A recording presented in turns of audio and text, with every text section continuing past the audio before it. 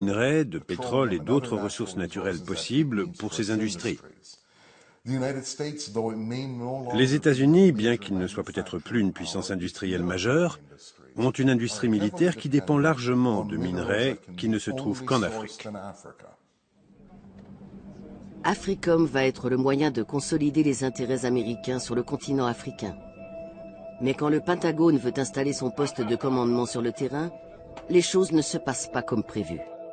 Les Américains cherchaient à établir le siège d'AFRICOM ainsi qu'un siège de la CIA pour l'Afrique au Mali. Le problème, c'est que les Africains ont une position commune actuellement de refuser l'établissement de nouvelles bases militaires. Cette opposition a obligé les Américains à installer la base de commandement d'AFRICOM à des milliers de kilomètres de là, à Stuttgart, en Allemagne. La résistance contre toute présence militaire américaine est longtemps menée par un leader africain charismatique et fort riche, le même qui est depuis des décennies une sérieuse épine dans le pied de l'Occident. Dès le début de sa carrière en tant que dirigeant politique, Mouammar Kadhafi s'est opposé à toute présence militaire étrangère en Afrique.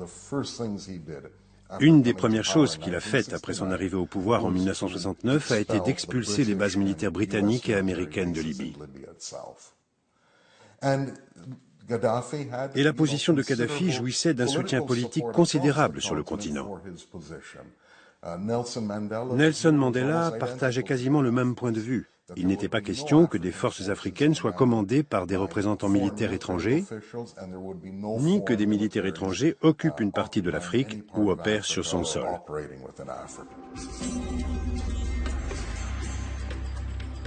Kadhafi a joué une partie complexe avec les pays occidentaux. Le président Ronald Reagan le qualifie de chien fou du Moyen-Orient et tente de l'assassiner en 1986 en bombardant son palais. Sans succès.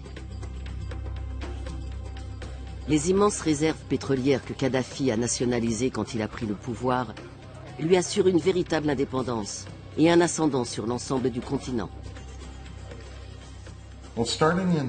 À partir des années 90, Kadhafi est devenu une sorte de sommité, une voix prépondérante et sûrement l'une des plus fortes à défendre l'intégration africaine absolue.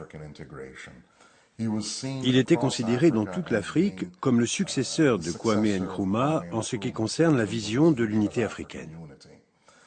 Et ce n'était pas que des belles paroles.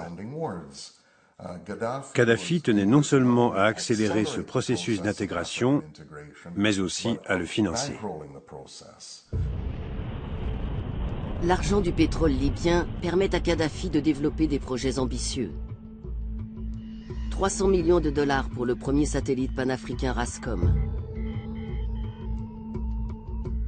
Et 30 milliards pour le plus grand système d'irrigation au monde. En puisant dans les immenses réserves d'eau douce sous le Sahara, il transforme des dizaines de milliers d'hectares de désert libyen en terres agricoles.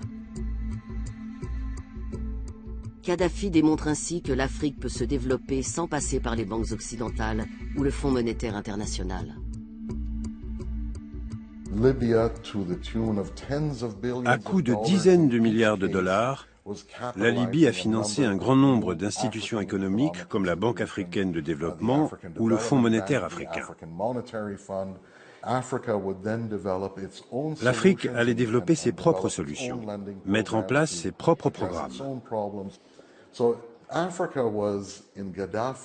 Donc l'Afrique, du point de vue de Kadhafi et sous son leadership, est ainsi devenue de plus en plus un bloc et non plus une série de nations individuelles disparates avec lesquelles on pouvait négocier en tête-à-tête et qu'on pouvait monter les unes contre les autres.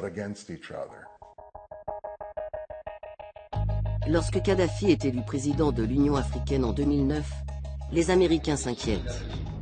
Dans un câble révélé par Wikileaks, il note que la Libye va chercher à utiliser la présidence de Kadhafi pour le glorifier et promouvoir son projet d'États-Unis d'Afrique. Les multinationales américaines ont aussi leurs problèmes avec le dirigeant libyen. En particulier, lorsqu'il décide d'annuler un contrat d'1 milliard de dollars avec Bechtel, la plus grande entreprise de travaux publics aux États-Unis, qui entretient des liens étroits avec Washington.